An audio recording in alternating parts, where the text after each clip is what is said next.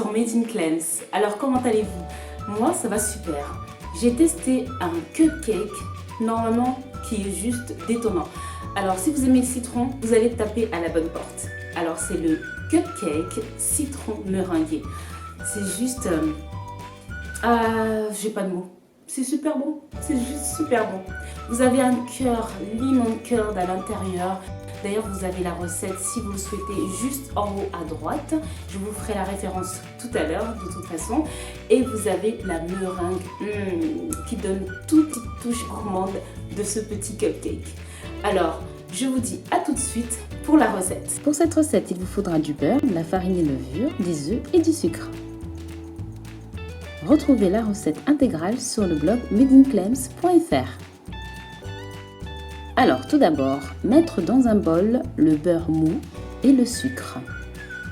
Fouettez ensuite 1 minute avec le fouet ou le robot.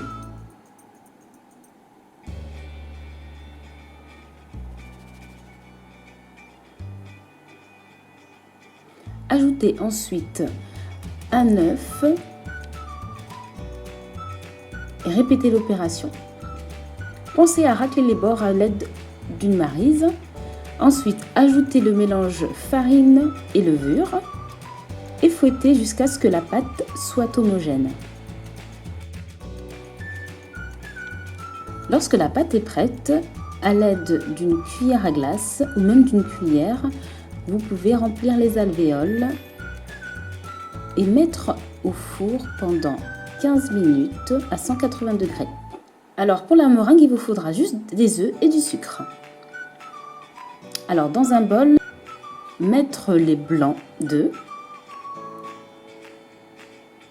fouetter avec un peu de sucre et continuer à mettre le sucre au fur et à mesure jusqu'à ce que vous ayez une texture bien crémeuse et bien brillante.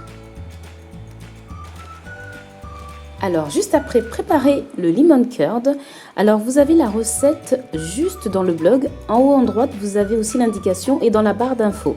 C'est très facile à faire et ça vous sera utile pour plein de recettes. Donc vous mettrez ça au cœur de chaque cupcake. Ensuite, il vous suffit juste de décorer les cupcakes à l'aide d'une douille de la meringue.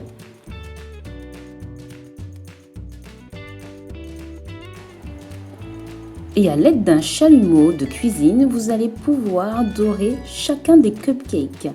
Et vous aurez vraiment cet aspect de cupcake meringué. C'est juste à déguster.